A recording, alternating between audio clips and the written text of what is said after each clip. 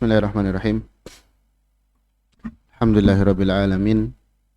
Wassalatu wassalamu ala nabiyyina Muhammadin khatamil anbiya'i wal mursalin wa ala alihi wa ashabihi wa man tabi'ahum bi ihsanin ila yaumiddin, amma ba'du. Alhamdulillah, pada malam hari ini kita bisa bermajelis. Kita lanjutkan kajian kita dari pembahasan kitab At-Tibyan Syarah Akhlaq Hamalatul Quran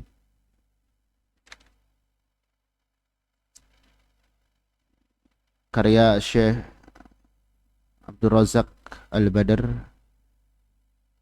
hafidhahullahu ta'ala.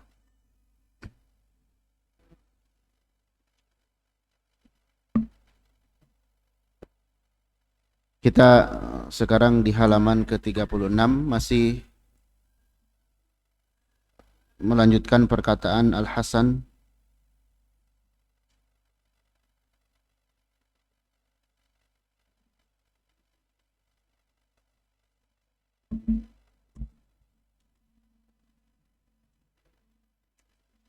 summa qala,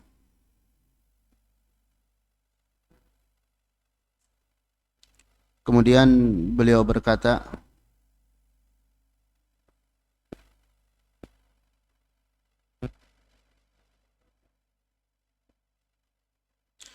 rahimallahu, semoga Allah merahmati, menyayangi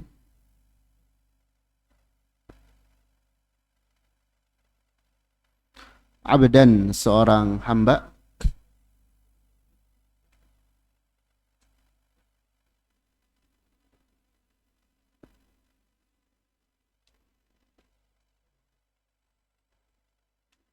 arada nafsahu wa amalahu ala kitabillahi ta'ala.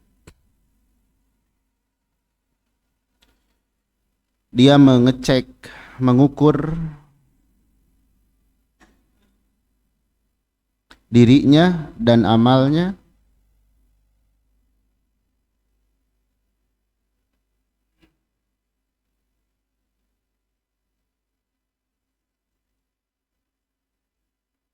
kepada Al-Quran atau dengan Al-Quran.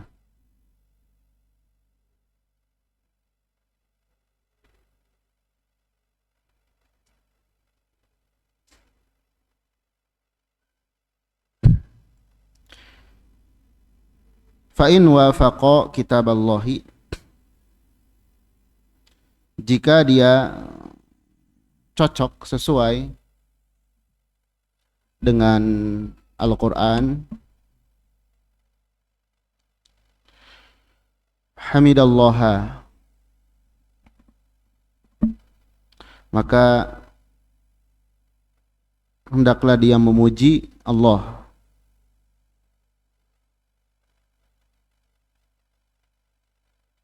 Wa sa'alahu az-ziyadata, dan memohon kepadanya agar diberikan tambahan. Memohon agar diberikan tambahan. Wa in khalafa kitaballah, dan jika dia menyelisihi Al-Quran,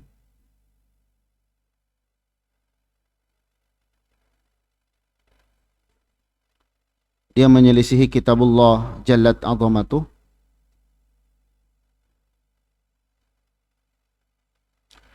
maka ataba nafsahu, dia mencela dirinya.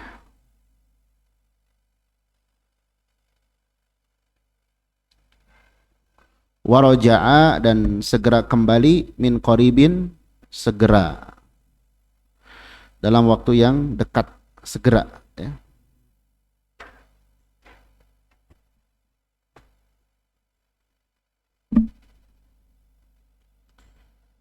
Baik. Jadi kata Al-Hasan Al-Basri rahimahullah, beliau mendoakan seseorang dengan kebaikan, ya. mendoakan seorang hamba yang mengukur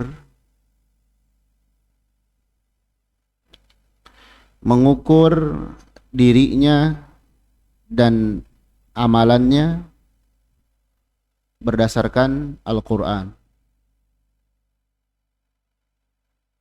Kalau ternyata ada sesuai dengan Al-Quran, dia hendaklah memuji Allah Subhanahu wa taala. Dia puji Allah Subhanahu wa taala dan mohon kepada Allah agar diberikan tambahan. Tapi sebaliknya, jika dirinya, amalannya bertolak belakang dengan Al-Quran, maka dia mencaci dirinya. Mencaci dirinya, kemudian dia segera bertobat. Dia segera bertobat. Nah, ini kurang lebih perkataan dari Hasan Al-Basri rahimahullahu ta'ala. Kita lihat penjelasan dari Syekh Abdul Razak hafizahullah.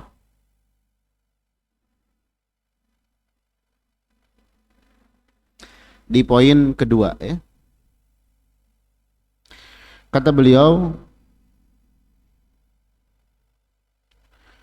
hadhihi tariqatun 'azimatun jiddan.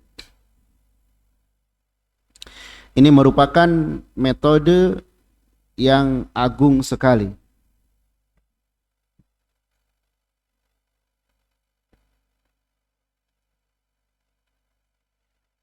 Metode apa? Fi islahin nafsi wa tazkiyatiha.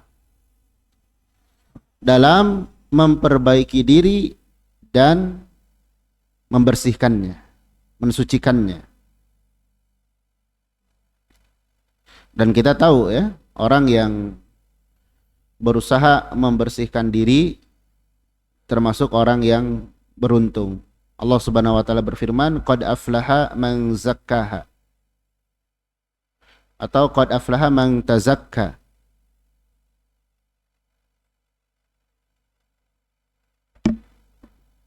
Ya, membersihkan diri maksudnya membersihkan hati ya. Kalaulah kita dalam sehari semalam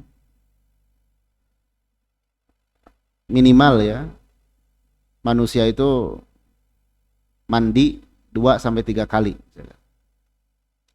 Wudu 5 kali minimal. Karena dia merasa gak nyaman dengan badannya. Ada keringat, ada kotoran dan lain sebagainya. Rasa tidak nyaman tersebut memberikan sinyal kepada dia untuk mandi misalkan.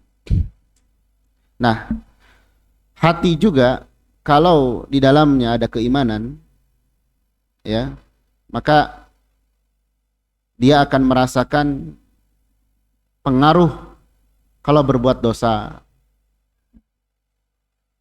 Maka seorang muslim itu memperbaiki dirinya, muhasabah, bertaubat kepada Allah Subhanahu wa taala hendaknya dilakukan setiap hari, setiap saat.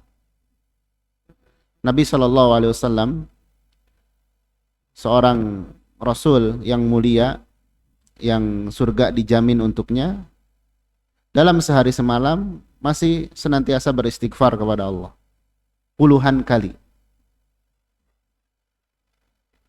Baik.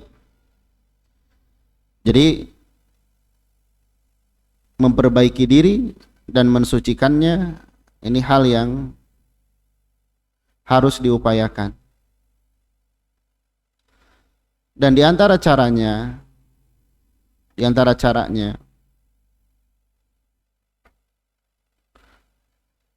adalah an ya'ridul mar'u nafsahu 'alal Qur'an. Hendaknya al-mar'u, seseorang itu, ya'ridhu, dia mengukur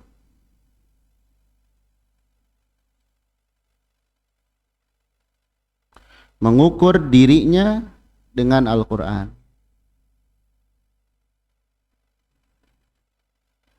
Ini cara di antara caranya ya.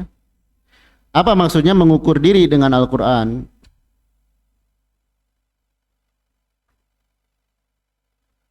Di sini disebutkan fa in wafaqa kitaballahi hamidallah wa sa'alahu ziyada. Jika dirinya banyak sesuai dengan Al-Quran, maka dia memuji Allah dan memohon tambahan. Baik. Yakni in wajada aqwalahu wa a'malahu, jika dia mendapati ucapan-ucapannya, amalan-amalannya sesuai dengan Al-Quran, berarti di sini kita harus tahu bagaimana ucapan dan amalan yang sesuai dengan Al-Quran. Kalau ucapan misalnya Allah memerintahkan agar waqulu qawlan sadida, berkata dengan perkataan yang baik, kemudian berkata dengan qawlan layyina, dengan perkataan yang lembut, qawlan ma'rufa, perkataan yang baik, kemudian menjauhi perkataan yang dosa, ghibah, namimah, qaulaz zur, dan lain sebagainya. Baru dikatakan ucapannya itu sesuai dengan tuntunan Al-Quran. Begitupun amalan,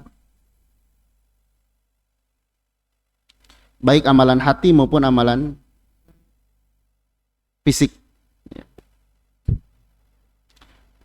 Bagaimana ketika dia beribadah, bagaimana dia muamalah, bagaimana ketika ditimpa musibah.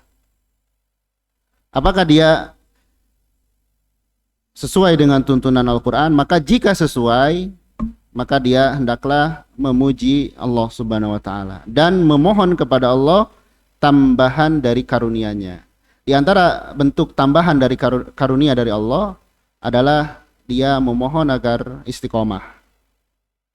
Jadi kalau ucapan, tindakan sudah sesuai dengan Al-Quran, ya, maka kita memohon istiqomah. Dan ini tingkatan yang paling tinggi dari akhlak. Karena Nabi Muhammad SAW melalui lisan ibunda kita ketika ditanya bagaimana akhlak Nabi SAW, para sahabat bertanya kepada Aisyah tentang akhlak Nabi. Di sini ada faidahnya ya. Kenapa para sahabat bertanya kepada Aisyah tentang akhlak Nabi SAW? Padahal di waktu yang bersamaan para sahabat sering menyaksikan Nabi, sering bersama Nabi SAW, tapi masih bertanya. Sebagian ulama menyebutkan terkadang seseorang itu antara di hadapan orang lain dan di dalam rumahnya itu berbeda. Kalau di luar rumah, ya para sahabat mengetahui gimana akhlak Nabi, sudah terlihat menakjubkannya. Tapi di dalam rumah seperti apa akhlak beliau? Maka para sahabat bertanya kepada istri beliau, ibunda kita radhiyallahu anha. Nah, Aisyah radhiyallahu anha balik bertanya kepada orang tersebut, apakah kamu tidak membaca Al-Quran? Kemudian beliau menjelaskan bahwasanya akhlak Nabi itu adalah Al-Quran. Maksudnya apa yang Nabi ucapkan, apa yang Nabi perbuat itu sesuai dengan tuntunan Al-Quran. Ya. Nah, kita sebagai umatnya juga berusaha mengukur diri kita dengan hal tersebut. Baik. Sebaliknya, jika ternyata dirinya tersebut menyelisihi Al-Quran, Al-Quran memerintahkan agar berkata dengan baik, agar jujur, agar amanah, dia berkata yang kasar, khianat. Al-Quran menyuruh agar agar berbuat baik, agar beribadah kepada Allah Subhanahu wa taala dengan benar, agar memuliakan orang tua, agar menjunjung tinggi perbuatan-perbuatan yang baik, tapi dia sebaliknya. Maka jika kita seperti itu, hendaklah memperingatkan atau mencela dirinya dan segera bertaubat. Di sini kadang sebagian orang ketika mendengar ayat tentang pujian suatu amal misalnya, baik itu ayat ataupun hadis, kadang lebih mudah untuk wah ini sayah banget gitu lah. Misalkan ada Allah Subhanahu wa taala atau Nabi sallallahu alaihi wasallam bersabda tentang suatu amalan yang baik. Lalu wah ini saya sering melakukan hal ini. Spontan gitu, cepat, pede. Jika benar ya tidak mengapa ya. Itu kabar gembira yang disegerakan. Tapi jika ada ayat yang berbicara tentang nasihat atau hadis ya, tentang nasihat terkait perbuatan, jangan seperti ini, harus seperti ini, itu seolah bukan kepada kita. Kita lebih mudah menunjuk kepada orang lain. Allah menceritakan tentang larangan perbuatan tertentu, kita langsung menunjuk, wah ini kayaknya si Fulan ini. Padahal bisa jadi itu diri kita. Itu bisa jadi diri kita. Maka di sini dikatakan hasabaha wa atabaha wa raja'a. Hendaklah dia muhasabah. Kemudian memperingatkan atau mencaci dirinya dan segera kembali. Kenapa? Karena padanya terdapat fursah, kesempatan ya, untuk mengingatkan dirinya dan muhasabah, introspeksi. Introspeksi itu berat ya. Kadang manusia itu sulit melihat kesalahan diri sendiri dan ingat dengan kesalahan orang lain. Padahal kita akui ya, kita ini manusia. Dan yang namanya manusia, anak Adam, itu masuk kepada keumuman hadis, setiap anak Adam berpeluang atau sering berbuat kesalahan. Setiap anak Adam berbuat kesalahan. Kalau kita pegang prinsip itu, maka kita akan pertama bagaimana supaya bisa menghindari kesalahan atau mempelajari kesalahan-kesalahan. Karena kata Al-Imam Ibnul Qayyim rahimahullah, di antara sebab atau ya sebab kebahagiaan adalah seseorang itu mengetahui pokok-pokok kebaikan dan pokok-pokok keburukan. Dia tahu mana yang baik, mana yang buruk. Nah, dia pelajari yang buruk itu apa saja agar tidak menimpa dia. Karena dia ingat manusia itu berpeluang melakukan kesalahan. Makanya para ulama menulis kitab Al-Kabair, kemudian Al-Fadul Manhiyah, lafaz-lafaz yang dilarang, itu untuk dijauhi. Nah, itu yang pertama. Kita ketika tahu manusia itu sering berbuat salah, kita mempelajari apa saja kesalahan agar bisa menghindarinya. Kemudian yang kedua, kita mudah mengakui kesalahan dan mudah bertobat. Karena, oh iya, saya manusia, bisa salah. Lalu dia bertobat.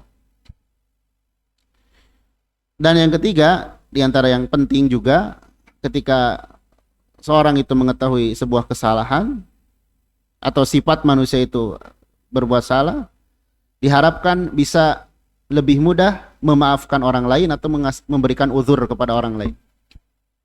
Ada orang lain yang berbuat salah, kita ingat, oh ini manusia. Lalu kita ingat juga tentang perlunya kita memberikan uzur kepada orang lain, memberikan maklum kepada orang lain. Makanya Nabi atau Allah Subhanahu wa taala mengajarkan fa'fu anhum wasfah, maafkan mereka, kemudian maklumi mereka. Bahkan di antara sebab kebahagiaan di dalam keluarga itu adalah wa in ta'fu wa tasfahu wa taghfiru. Saling memaafkan, saling memaklumi. Nah, ini pentingnya kita ini mudah melihat diri kita ini punya kesalahan. Beda dengan orang yang merasa dirinya baik-baik saja, padahal banyak perkara yang luput darinya. Banyak perkara yang luput dari dirinya. Kita lihat ya salah satu contoh seorang ulama di dunia ini, Syekh Abdul Aziz bin Baz rahimahullah. Ketika beliau dipuji, beliau tidak senang. Kemudian beliau berkata, aku tidak senang dipuji. Sungguh kewajiban yang Allah bebankan kepada kita ini banyak yang belum kita laksanakan. Kalau kewajiban saja belum banyak kita laksanakan, lantas kenapa kita ingin dipuji? Kalau ibadah-ibadah saja banyak yang kita alpakan, lantas kenapa kita masih mengharap pujian? Mestinya kita lebih banyak ini muhasabah. Kita melihat diri kita ini kurang dalam hal kebaikan. Karena dengan seperti itu diharapkan ada peningkatan dalam diri kita. Baik, fa in kana minan nau'il awwal, jika dia termasuk dari jenis yang pertama, maksudnya jenis yang pertama di sini yang ternyata ucapan dan perbuatannya itu lebih banyak menyesuai tuntunan Al-Qur'an. Maka dia hamidallah subhanahu wa ta'ala. Dia memuji Allah subhanahu wa ta'ala. Wa sa'alallah al-mazida min fadlih. Dan dia memohon kepada Allah tambahan dari karunia-Nya. Nah, di sini juga menunjukkan kita ini kalau sibuk dengan diri kita, ya, aib diri kita, kekurangan diri kita, insya Allah kita akan lupa dengan kekurangan orang lain. Sebaliknya kalau kita lupa dengan diri kita, kita ingat orang lain. Kita ingat kesalahan orang lain. Dan bisa dirasakan ya, bisa dirasakan. Mengingat kesalahan sendiri itu menenangkan hati. Kita ingat dosa kita, kita istighfar, itu menenangkan hati. Tapi mengingat kesalahan orang lain kepada kita, lalu kita melamun, lalu wah kenapa dia seperti ini dan seterusnya, maka akan muncul kesedihan, lemah, dan berujung pada stres nanti. Padahal orang yang menyakiti dia misalkan cuma satu orang gitu. Dan yang menyayangi dia ribuan orang, tapi hidup terasa sempit misalkan. Baik. Wa in kana indahu tafrid atau taksir. Dan apabila dia dalam dirinya itu ada tafrid ya, kekurangan atau kelebihan, kelalaian, maka dia ataba nafsah. Dia mengingatkan, mencaci dirinya, wa raja'a min qarib, dan segera taubat kembali kepada Allah dalam waktu yang dekat.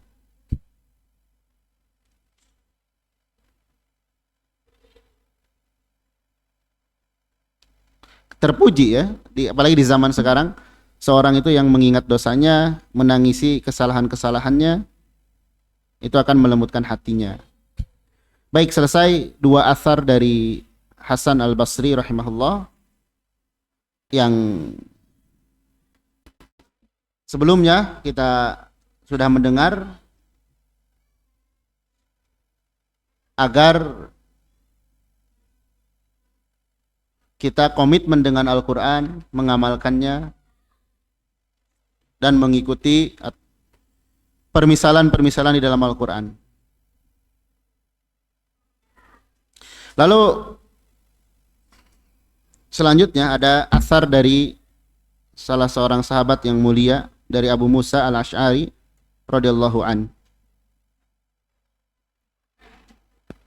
Haddatsana Abu Abdullah Ahmad bin Hasan bin Abdul Jabbar As-Sufi qala sanna Syajja' ibn Makhlad sanna ibn Ulayyah qala sanna Ziyad bin Mikhraq an Muawiyah bin Qurrah an Abi Kinana anna Abu Musa al-Ash'ari radhiyallahu an, bahwasanya Abu Musa al-Ash'ari radhiyallahu an jama'a alladzina qara'ul Qur'an, mengumpulkan orang-orang yang membaca Al-Qur'an. Sini kalau kita wisuda mungkin ya. Dan qara'u di sini maknanya yang menghafal, bukan sekedar membaca. Wahum qaribun min 300. Jumlah mereka mencapai 300 orang. Banyak sekali ya. Dan kita ketahui Abu Musa al-Ash'ari radhiyallahu an termasuk yang dipuji dari sisi dari sisi Al-Qur'an ya, yakni beliau pemilik suara yang indah. Pemilik suara yang indah.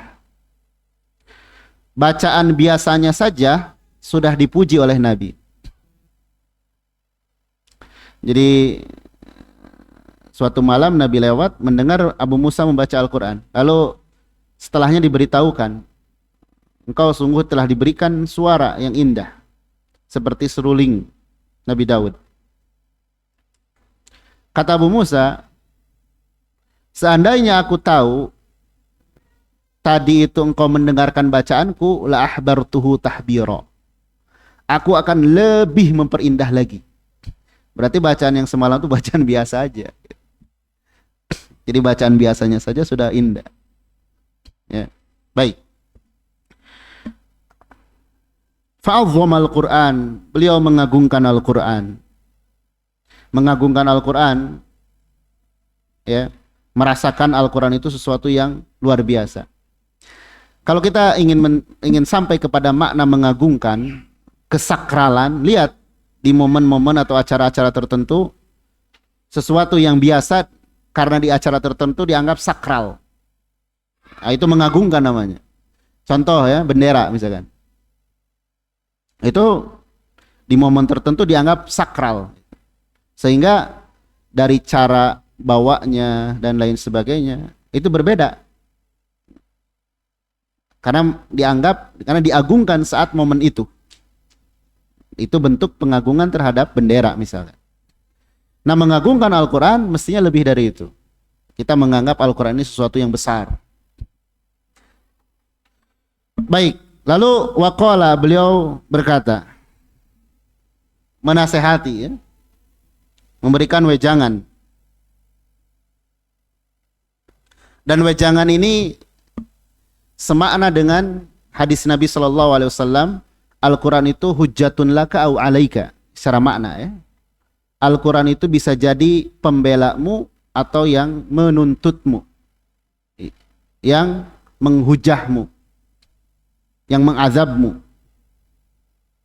Kata beliau, inna hadzal Qur'an kainun lakum zuhron. Sesungguhnya Al-Quran ini bisa jadi buat kalian itu zuhron, sesuatu yang membela. Zuhron itu suatu yang kita butuhkan di waktu mendesak. Dan hal tersebut membanggakan. Ya. Hal tersebut bisa membanggakan. Maknanya ya membela. Wa kainun alaikum wizron. Dan bisa jadi Al-Quran itu dosa bagi kalian yang menuntut.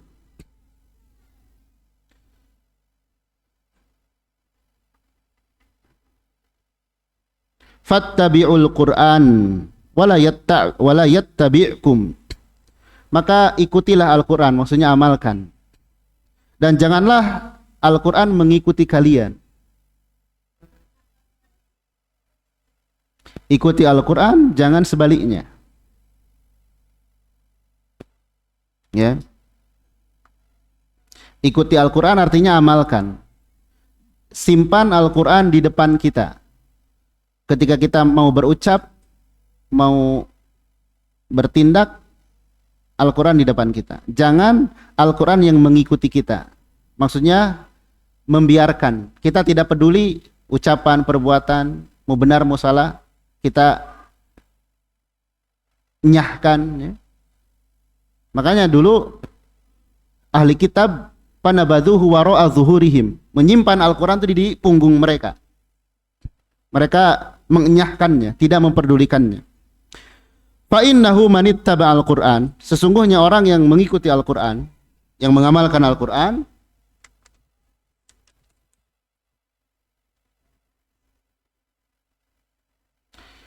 habata bihi ila riyadil jannah, maka Al-Quran akan membawanya masuk ke taman surga. Kalau kita mengikuti Al-Quran, Al-Quran akan menuntun kita masuk ke dalam taman surga. Sebaliknya, wa manittaba'ahul Qur'anu, barang siapa yang Al-Quran justru mengikutinya, yakni disimpan di belakang, zajja fi qafahu faqadafahu finnar.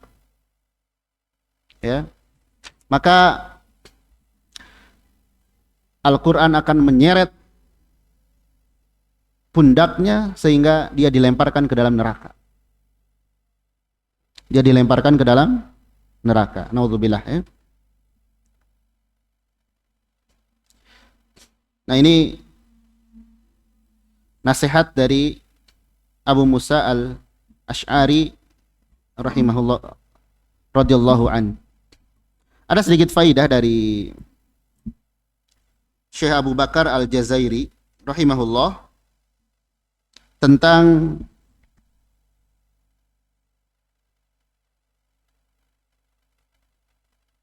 kapan Al-Quran itu menjadi pembela atau penuntut kita.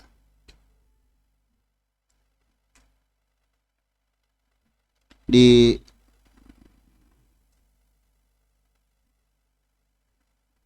salah satu muhadarahnya,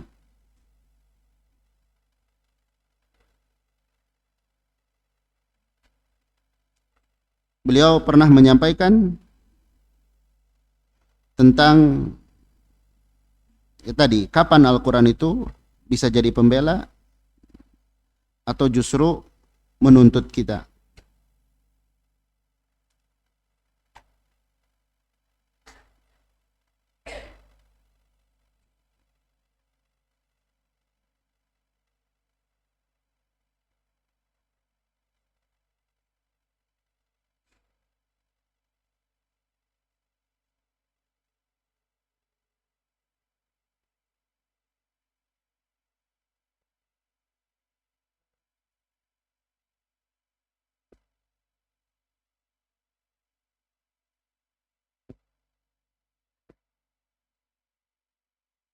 Baik.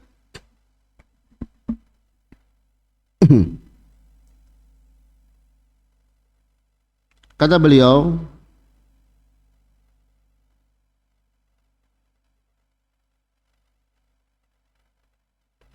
Al-Quran bisa jadi pembela bagi seorang hamba atau penuntut. Bisa jadi pembela ketika Al-Quran disimpan baina yadaih, di depannya. Wa ja'alahu kal misbah, dia menjadikan Al-Quran seperti lentera. Kemudian dia berjalan di belakangnya. Dia berakidah sesuai dengan tuntunan Al-Quran.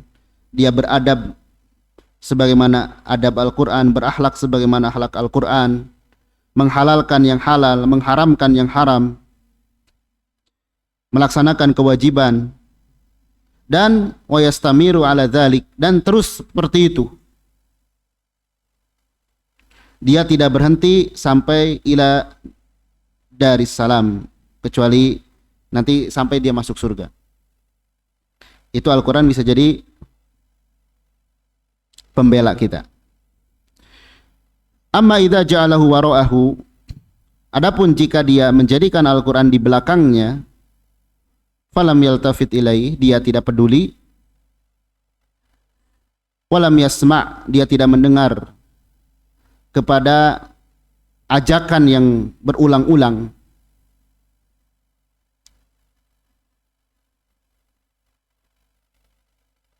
dan dia berselisih dengan banyak manusia. Ketika manusia membaca, dia tidak membaca. Manusia mendengarkan, dia tidak mendengarkan. Manusia belajar, dia tidak belajar. Manusia mengamalkan, dia tidak mengamalkan. Maka orang yang seperti ini akan dilemparkan ke dalam neraka. Secara makna, Al-Quran itu akan menjadi pembela jika diamalkan, dan akan jadi penuntut jika tidak diamalkan. Sedikit kita bahas ya di penjelasan pertama. Kata Syekh Abdul Razak hafizahullah, awrada rahimahullah hadzal athar an Abi Musa al-Asy'ari radhiyallahu an. Penulis membawakan asar ini dari Abu Musa al-Asy'ari radhiyallahu an, annahu jama'al ladzina yaqra'ul Qur'an, bahwasanya Abu Musa mengumpulkan orang-orang yang membaca Al-Qur'an, dan mereka itu mencapai 300 orang, lalu mengagungkan Al-Qur'an. Kemudian wahada yustafadu min, bisa diambil faidah darinya, annat tullab alladzina yajtami'una ala hifdzil Qur'an, sesungguhnya seorang murid ya yang mereka bisa menggabungkan ya, atau yang berkumpul untuk menghafal Quran ya, dan diberikan taufik untuk menghatamkan Al-Quran dengan hafalan, yahtajuna ila mithli hadzal wa'dhi wa hadzal tadhkir wa hadzal tanbih. Lihat, intinya seorang murid atau siapapun ya, yang kemudian Allah berikan taufik untuk bisa menghatamkan Al-Quran secara hafalan, maka perlu nasihat yang seperti ini. Perlu nasihat yang seperti ini. Kenapa? Karena Al-Quran sebagaimana sabda Nabi, wal Qur'anu hujjatun laka aw alaika, bisa jadi pembela ataupun penuntut.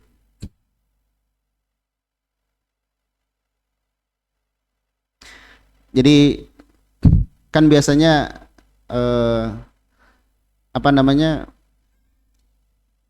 kondisi wisuda dan lain sebagainya itu lebih ke suasananya itu bahagia, keberhasilan dan lain sebagainya. Hal tersebut ya manusiawinya sah-sah saja ya, dalam hati seorang itu merasa bahagia karena diberikan kemudahan. Tapi perlu ada nasihat. Yang nasihat tersebut mengingatkan kalau hanya sekedar khatam Quran saja itu bukan segalanya. Khatam Quran dengan hafalan bukan akhir dari interaksi kita dengan Al-Quran. Interaksi dengan Al-Quran masih banyak perkara yang lainnya. Belum memahaminya, belum menadaburinya, belum mengamalkannya. Dan itu yang paling penting. Agar selain menghafal juga berusaha memahami dan mengamalkannya. Sudah adzan ya? Baik, nanti kita lanjutkan insyaallah di pertemuan berikutnya. Asar yang selanjutnya atau penjelasan selanjutnya dari Qatadah. Mudah-mudahan bermanfaat. Sallallahu ala Nabi Muhammad. Subhanakallah bihamdik. Asyhadu an la ilaha illa anta wa astaghfiruka wa atubu ilaik. Walhamdulillahirabbil alamin.